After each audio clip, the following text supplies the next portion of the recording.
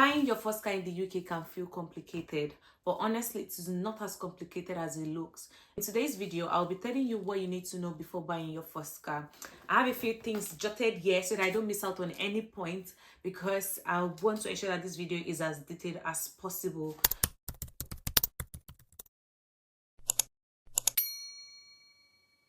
For as many of you that don't know, I recently passed my driving test in the UK. Immediately after I passed my driving test, I decided to start driving, so I got a car. I'm going to be telling you everything you need to know before getting your first car, right? The first thing you need to ask yourself is, do you really need a car? I know it might sound like a weird question, but buying a car is not just about buying the car. Do you need a car? Do you just want a car? So you need to ask yourself, is it actually a need or just a want? For instance, if you live in a big city like London, Manchester, Birmingham, it might be cheaper to actually use public transport than to get a car. So your situation might be that maybe it's for job, maybe the type of job that you have requires that you get a car, then that's fine. You can, of course, a car is worth it. And if you're in rural area, of course, where the commute is usually longer due to different bus wait time or train wait time, then of course you would want to consider getting a car. And the reason why I said this is because the cost of a car is actually more than you think, which ties to the first point.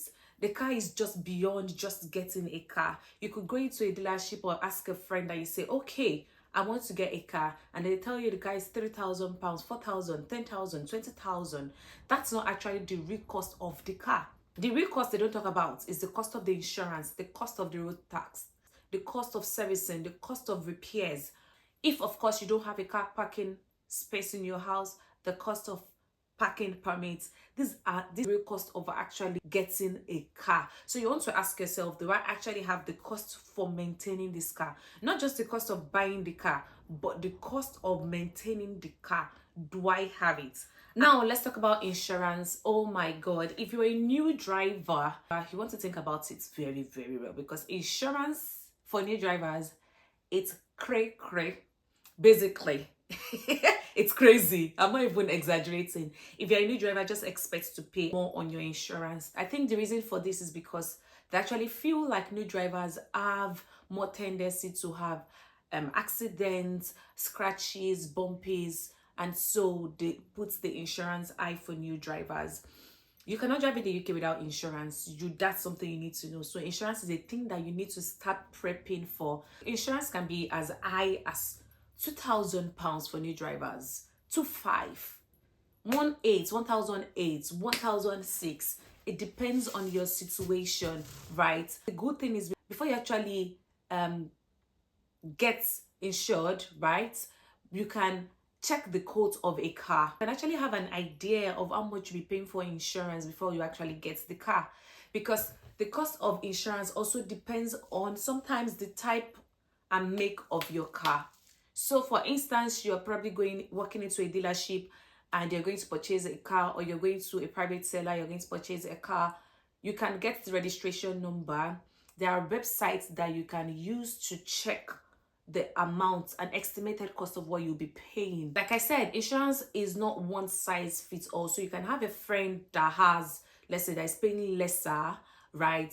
That's just because there are things that they look at. They can look at your age. Age is always a factor. They look at your age, they look at your driving experience, right? Your driving history, your if you have any record of past claims, the type of car that you drive, where you stay, where you park the car. These are things that they look at before giving you a quote for your insurance. There are websites that I would say that helped me while I was looking for insurance, because when I was looking for insurance, it was a lot. At the point I was like, you know what?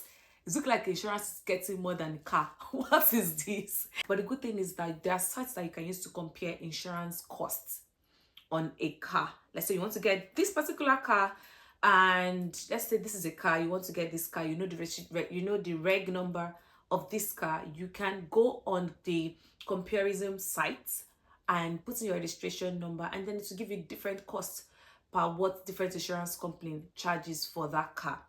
So what I would say is, this is not a paid promotion, of course, but because I wanted to have good information, I'm mentioning the websites that I used and websites that some other people use. I used confused.com to check for insurance prices. Some other people also check Money Supermarket to check for insurance prices. It's basically just going to help you see different prices, right, that you can pay on your car, right? So you can decide to choose the cheapest or whatever works for you. Insurance can be paid annually or monthly depending on what you want and what you think is best for you. But of course, you should know that if you are paying monthly, you're going to be paying more, right? But if you're paying annually, you're just going to pay one off and that's it.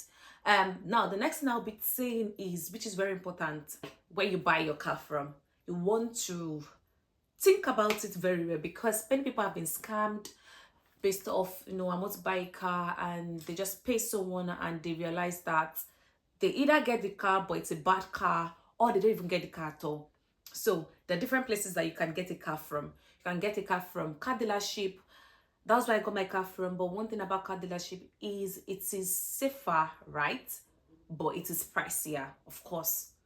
And then you can get from private sellers, like from a friend, a family. This is usually cheaper because sometimes maybe the person is trying to get a different car, or the person is just trying to let go of their car. Maybe they're relocating, they're traveling, and they no longer need that car. Yeah, they're selling the car. It's usually cheaper, but it is more risk. The more risk there is because, of course, if it's not someone you know, you need to be able to go there and know that the car is actually a good car. The engine is fine, the body is fine, the mileage is not crazy, and it's a good car. It's not a car that will give you problem. Because I don't like problem, that was why I went to dealership. Nah. Anything stressful, I don't want. But of course, there are people that have gotten good cars from private sellers, right? Now you can also look online. You can look on Facebook Market. Facebook Market, you have to be careful. You have to be really careful. On Facebook Market, if you're going to get a car on Facebook Market, please make sure you go there, you see the car, you see that the car is working, you test drive. You test drive, and then you see your documents, then you give them your money, and then you leave. You don't want to start making a conversation online, on phone, and you've not seen your car and you're expecting that the car will be good. Like, actually go and see what you want to buy for Facebook Market. Another place that I also looked at was Auto Trader. You want to check Auto Trader, you'd see different cars, you see different models, you see different make. You'll be able to have a picture of the amount that you can spend on your car, right? One thing I would say is that if you're buying a car, whether in a car dealership or private seller or Facebook Market, and you're not experienced, please take someone with you that is experienced. Let the person look at the car, let the person check the engine, let the person ask questions that you are most likely not going to ask. Don't just go alone. Let the person do the talking. This should tie to my next point. Please ask experienced people questions. Do not just keep to yourself. Talk to experienced people, office, church, anywhere, friends, family. Ask people, ask them questions. What do you think about this? I'm thinking of buying this car. What advice would you give me? Where do you think I can go to? People will give you different advice as a new driver. Now it's left for you to sit down and think about the advice you want to take in. There's one advice I used to go around for new drivers, right? Is that the advice is buy a very cheap car. Buy a car that's like, just buy a car as low as, let's say, £1,000, and it's coming from a good place. The reason why people say that is because as new drivers, there is a tendency, right, likely tendency that you might not be as safe on the road. So you can probably hit the curb, hit someone, scratch the car, bump the car. So whatever you want to do, the mindset is that at least you're doing it on a car that is not so expensive, right? So why that is a good advice, there is a side effect to that. I don't know what being a sure, but there's actually a side effect to that. The side effect to that is that you could buy a car that is, let's say, £450, maybe from somebody that is just really in a hurry to just let go of the car, right? And the car is actually bad. So the money you don't want to spend on buying a good car, you spend on repairing the car. So in as much as it's coming from a good place, like, oh, buy a car that is as low as 500, just go on Facebook Markets, buy any car. Don't just buy any car. You can't just buy any car because it's going to give you stress. You are going to be stressed. You don't want to be thinking about car problem. There are many other things to think about. A day has a problem of its own. Each day has a problem of its own.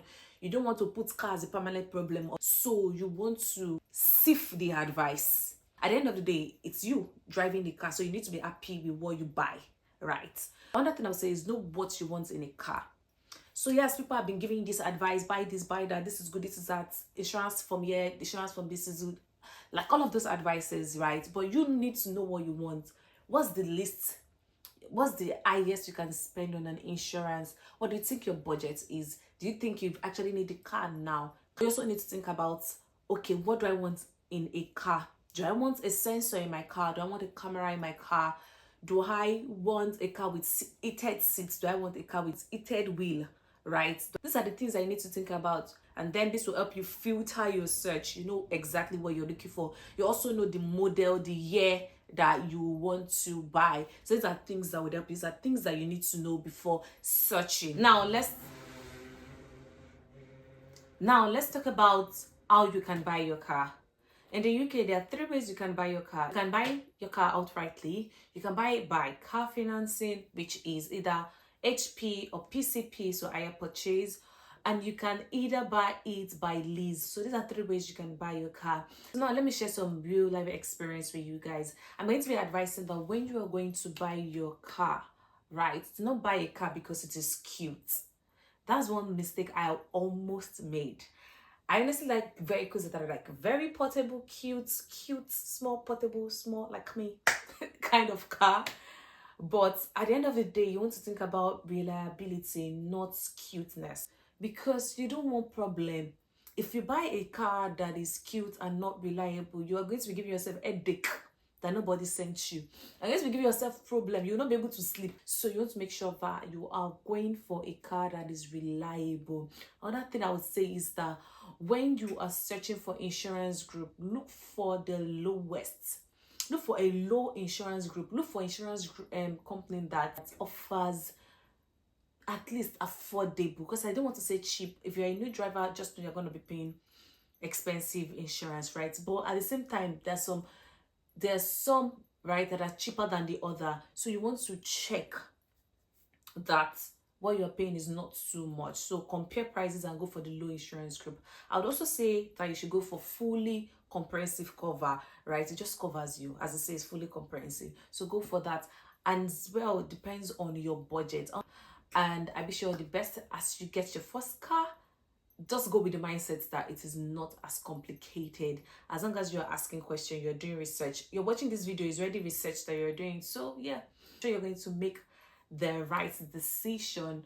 So guys, we've come to the end of today's video. Please like this video. I don't know why people don't like to like my video. Please like my video. You're making me shy. Please like my video, subscribe to my YouTube channel, share this video. You don't know who you might be helping by sharing this video. If you're experienced, you've gotten your car in the UK and I missed out on any advice that you think would be very, very useful to new drivers, please leave it in the comment section. We'll be reading your comments. And until next time, guys, I'll see you in my next video. Bye bye. Thank you for watching.